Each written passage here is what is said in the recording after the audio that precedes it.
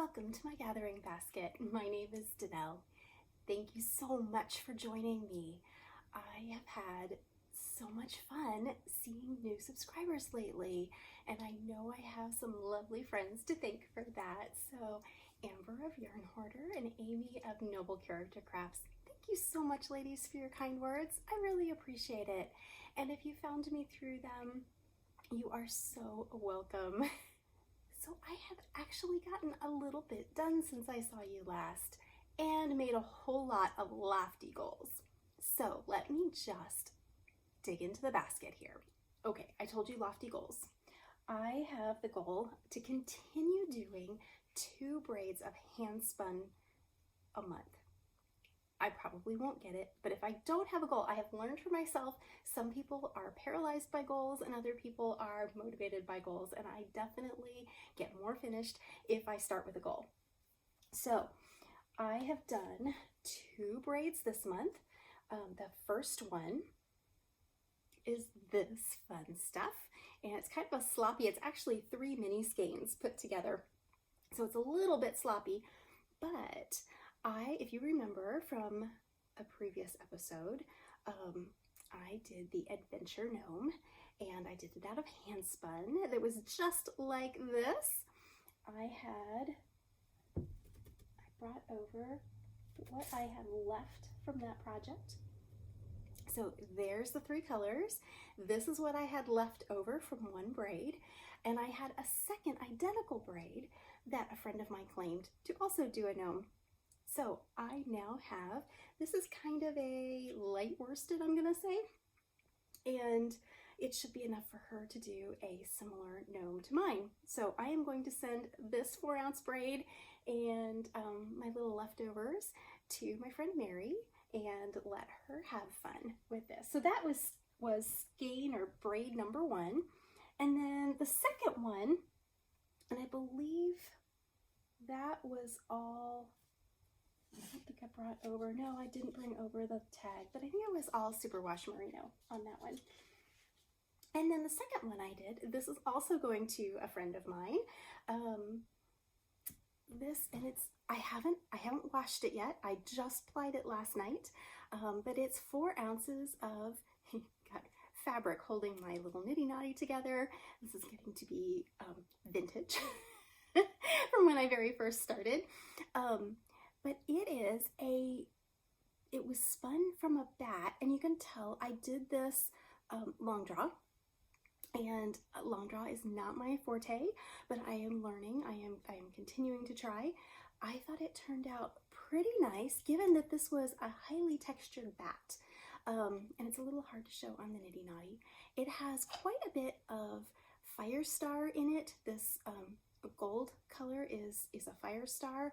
It has a lot of angora, and that's you see this little white in here, kind of nubbly. And the angora, I enjoy spinning angora. It's a little bit tricky. It's very flyaway. In fact, as soon as I start to touch this, I can see little fibers going around. This is the tag, and I could not find this maker. This was older. I could not find that maker online at this point, but it is merino, silk, angora, and fire star, and 4 ounces. So it was a very, like I said, a very highly textured bat, and it's a little bit, I don't spin that kind. I tend to spin more smooth bats. I'm not a big one for spinning texture. I just haven't, I've taken classes, I just haven't perfected it. So I need to keep trying, right? But I was pretty happy. Again, there's kind of a close-up. There's definitely some variation in thickness. And part of that is my skill, and part of it is just that can happen with a really highly textured bat. These were little tiny batlings, and they were so much fun to spin. So that will go off to my friend Claudia. Claudia, if you're watching, next time we have a chance to get together, I have some yarn for you. So that was the 2 that I did in January. Now, going into February, I have been terrible. A year or two ago, I did a lot of talking. I made a lot of boasts about being in the Shave 'em to Save 'em project. Remember this little guy? So I have my passport, and I bought quite a bit of the fibers that are included in this program. And then I had a couple friends that gifted me some that they weren't going to get used up. So I have almost all of the breeds, and it has been about 2 years since I actually spun any of these. Now, if you weren't with me when I was talking about Shave 'em to Save 'em, this is from the Livestock Conservancy, and they had a grant for a 3-year program to encourage fiber use on some rarer breeds of sheep. The passport that I have has 22 breeds. I believe they've added a 23rd since I got my passport. I actually was on the waiting list to get on this before they even had the passports. I was super excited, and I talked a lot about it at the time, and I haven't been doing as much spinning, and the spinning that I have been doing was very focused for a project. So what I am hoping to do is to kind of go back and forth. I have a lot of fun. There's several back here, and I've got a closet full of hand-painted fibers that I really want to get spun up. I also have several duffel bags of just natural breed specific, mostly for Shave 'em to Save 'em. So what I'd like to do is kind of go back and forth. Do one of the natural, all of the rare breed, the Livestock Conservancy breed fibers that I have are all natural colors. So I have browns and grays and blacks and whites and creams. There's plenty of color opportunity there as well. But I think what I'm going to do is try to do one of the Shave 'em to Save 'em fibers, and then do a hand-painted braid for my second one.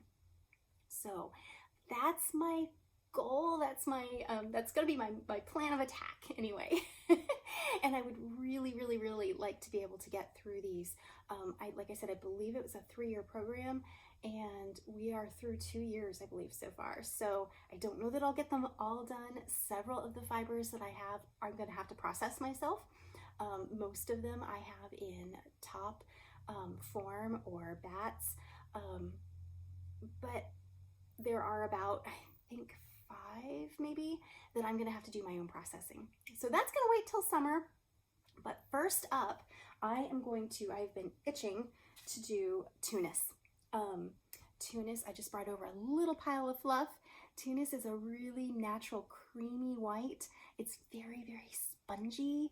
My plan, I've got 5 ounces of this, and it's gonna be a little slower spin. It does have, I don't know if you can see it, but it does have quite a little bit of vegetable matter in it, VM as we affectionately refer to it. But you can see just by squishing it, it is so soft and spongy.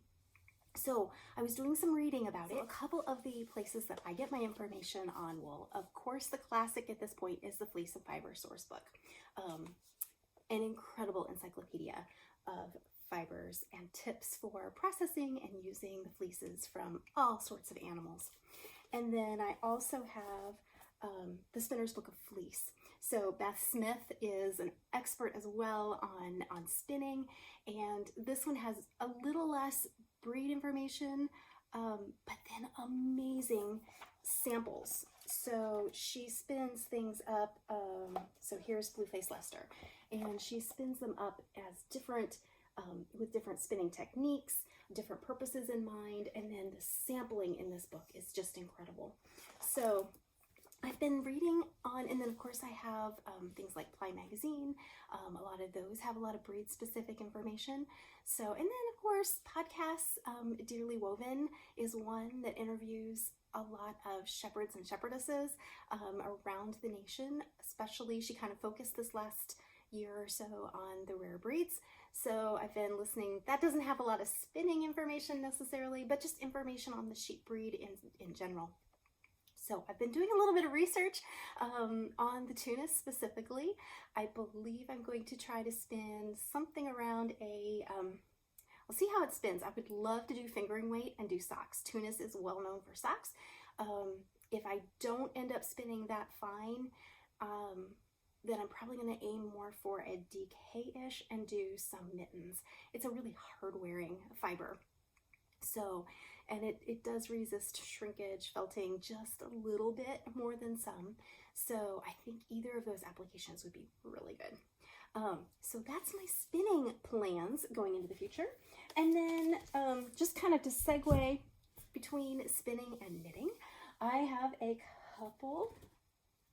I don't even know if I showed you this as I was spinning it. Spin it up really fast at the very end of 2020. Applied it up like the first week of this year, and then decided I needed to just go ahead and knit it. So this is from Show Me Yarns. It is their Girls Just Want to Have Fun colorway, and it is all superwash merino. So I spun this up real quick using a long draw method and stuck it right on my needles. And this is not blocked. The color is actually coming up very true. This was a free pattern. I will link it below. I did not bring it over with me. It is from Kelburn Woolens, and you can find it on Knit Picks or Ravelry. And it's just a real simple, it's supposed to have a pom-pom. I don't tend to do pom-poms, although I was really tempted with, I didn't realize I thought I was going to run out of yarn. I didn't think I had enough yardage. So I'm still tempted maybe to use the rest. In all honesty, I'll probably just put this in my pile to make the next gnome. Next time Imagine Landscapes has a gnome along, it'll probably become a gnome. But that is what I spun up, and you can tell just from that it is pretty highly varied. Again, in my thickness. Again, it was long draw, and I'm getting better. But what I did is picked out a really highly textured knit.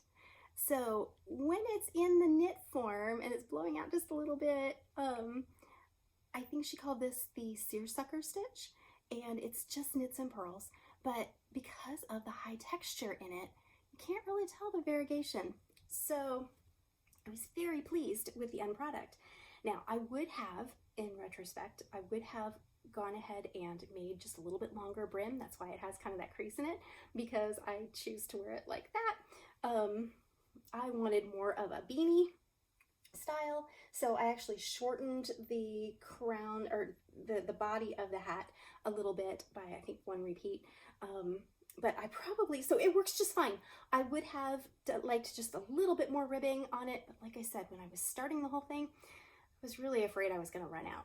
So there's my first hand spun finish of the year. And you can tell, oh, this is kind of fun. You can tell, you can't really see the variegation in the thickness of the yarn in the body, like I said, because of the texture. But then the top, I did change the decreases just a little bit. I think it was supposed to have like 3 rounds, but because I had shortened, oh, hat head, because I had shortened the body, I needed a few more decrease rounds. So I did change that, but you can see a lot more of my thick and thin yarn up here in this decrease section. So, but it doesn't bother me. And really, I just think that's a good, if you are a learning spinner, which aren't we all, and you have a yarn that you don't think is perfect, there's still ways to work with it and still ways to make it very, very much usable. So again, I am always encouraging people, spinning just to spin is perfectly fine. But if you are a knitter, weaver, crocheter, using that yarn just tells you so much more. And the more I use my yarn, the more I like to spin. So there's that. And then you guys have heard me for like 14 months talk about my my next hand spun sweater project.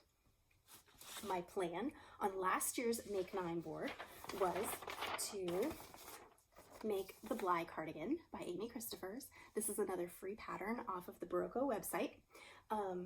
Very, very basic cardigan, no frills, very easy pattern. It's 4 pages, and I think half of that is just abbreviations and terms and notes. So it's a very, very short pattern. I have it cast on. That's all I have done. I have the cast on and, excuse me, I have 2 rows done. Very, very simple pattern, standard raglan increases, but it is definitely written with brevity in mind. And so all of the increase, like it gives the 3 rows and then just says, do this 39 times. I don't remember how many, but, and the dreaded at the same time. So shaping the raglan at the same time that you're shaping the neck increase. And the point I was at when I cast this on, I just wanted very straightforward knitting. So I set it down and thought I am going to map this thing out and make myself a little checklist. So I know I have the right number of repeats because I know this is going to be a pick it up and set it down type project. So there's the yarn, very messy cake that I spun last year. And yeah, I'm really looking forward to having that sweater. So I need to get at it. I think that's everything in the way of spinning and fiber. Knitting wise, it's all been about socks. I did that hat, and then I have 2 pairs of socks. I do not have my ends woven in, but there is my first pair of the year, actually first sock, from Patons Kroy. This is the brown marl. And like I said, I wanted to wait until I had them both done to get the ends woven in. So bad podcaster, showing something with ends, and there's a little bit of cotton. But I have one of this kind done. And then I also got, and these are just basic ribbed. Here's my next one. And I believe this one was the aquamarine stripes. Let's just look at the label. So there it is that's what I have left. And it is, I'm sorry, tourmaline stripes is the name of this colorway. And this one, I'm just doing a 3x1 rib. This is the Vanilla is the New Black by Anna Fletcher, I believe is the name. I'll put that below. And I did actually run out of yarn on this, which is the first time I have ever run out of yarn on a Patons Kroy. They come in 50-gram balls. But I had just a black Kroy that I finished the toe in. So there's that one. And the deal, and probably why I ran out, every time I do the Vanilla is the New Black, I forget that it has this ribbed back gusset and down into the heel turn. And I always forget that you start this up the leg. So I end up doing, I always do this. I make the full cuff that I would normally make and then start the heel, forgetting that I still have this much. But I kind of do like an extra long leg, so that's not a problem, but probably why I ran out of, although I've done that before with Patons Kroy and still not run out of yarn, so I'm not sure what the deal is. But I have the first one of those done, and then I just almost finished my heel turn on the next one there. And I forgot to bring over my other project bag, but I am doing, of course, this one is done from the cuff down. These guys I did from the toe up because I had a partial piece of yarn, of a skein of yarn. So I wanted to see how far it would go. So I started from the toe up on this pair, and I am doing there's several names for it, but the double gusset under the foot variety here. And my second one, I have all the way ready to start the increases for the gusset. So I have better than half of my second sock for each pair done. So that pretty much just catches you up on the knitting. And then of course the other thing is quilting. So I am definitely losing light here, but I did put my latest quilt finish. This is a shop sample for the little quilt shop that I work at occasionally. They contacted me and said, hey, we have a new honeybee quilt. Would you be interested in doing it for us? So we made up a kit, and this is the pattern. It's called Farmer's Market by Coach House Designs. And I just have, it's big enough that this was the only part that I could display here. So I'm not showing, I'll try to, if I can, I'll put in a picture of the finished project. But this is basically what it looks like. We use the fabrics recommended for the most part. And had to fill in a few. I could not make brown stems on a flower, so so I had to substitute this green just for my own sake. So anyway, that's the latest. I probably won't quilt that. They just wanted to display the top, so I need to get that into them this week. And then my next quilting project is going to be, I believe, unless I get waylaid by another project like this, shop sample or something, but I think this terrarium pattern is going to be my next. So I really like this. I bought it about 1.5 years ago when the fabrics first came out, and you see it's a little easier to show you the recommended fabrics. This is a free pattern done by the fabric line. So it was the terrarium. I'm not even gonna guess for sure. I believe this is out of print now. So I don't know that you can get this unless it would be like through Etsy or something like that. That's one of the problems with fabrics. They come and go so quickly that a lot of times by the time you see something you like, that fabric is gone. But there's my stack of fabrics in the kit we made up, and I really want to get this cut out and made. So that is actually one of the quilting projects on my Make 9 for this year. So I have 2 projects on the go from Make 9, plans to start 2 more. I want to spin 24 braids of fiber this year. I have 2 done and a 3rd one started. My Make 9 is underway, and then I told you in this little bonus episode, I told you about my goal to spin 21 skeins, to knit up or use up 21 skeins of yarn this year. And I have 2 already finished. One with the hat, and I'm saying I pretty much have, I am almost to the end of the 1 skein of sock yarn. So I'm feeling pretty good about 2021 so far and my goals. So stick with me if you want to see whether I crash or burn or I succeed. And I would love to have you join in with any of those. The 21 skeins Mal does have a hashtag, and I would love to see what you are doing if you are choosing to jump into that. And the Make 9 20, I'll say this wrong, Make 9 2021 Mal with Amy of Noble Character, and I know there's a lot of people hashtagging that, so follow along with those hashtags if you want some inspiration.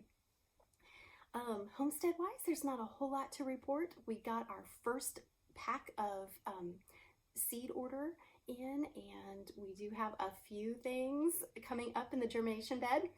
At work, we are starting I Am a Florist, and also I go back and forth. I'm a florist mostly during the winter, and then during the summer I transition out to the greenhouse area, and I'm primarily focused on growing plants at that point. So I'm getting ready to make that switch in the next couple weeks here. Our first load of plants should arrive in like 10 days or something like that. So the greenhouse will start to fill up. So exciting time of year, especially when everything outside is kind of gray and gloomy and plants are all brown. I am really looking forward to some color coming soon. So it's the planning stage of homesteading, which happens every year this time of year, but at least we are, it's February. It's time, like we can see spring right around the corner. So that pretty much catches you up, I think, with my life. So thank you so much for letting me tell you all about the things in my gathering basket today. I trust from comments and people that watch that I know, I know you guys are every bit as busy and doing a lot of fun things.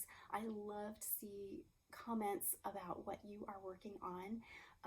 So feel free to leave those. Thank you so much for every one of you that have subscribed over the last few years or the last few weeks. Thank you so much. I really appreciate the time you spend with me. So until I see you again, I hope your gathering basket continues to burst at the seams with blessings. I'll see you soon. Bye-bye.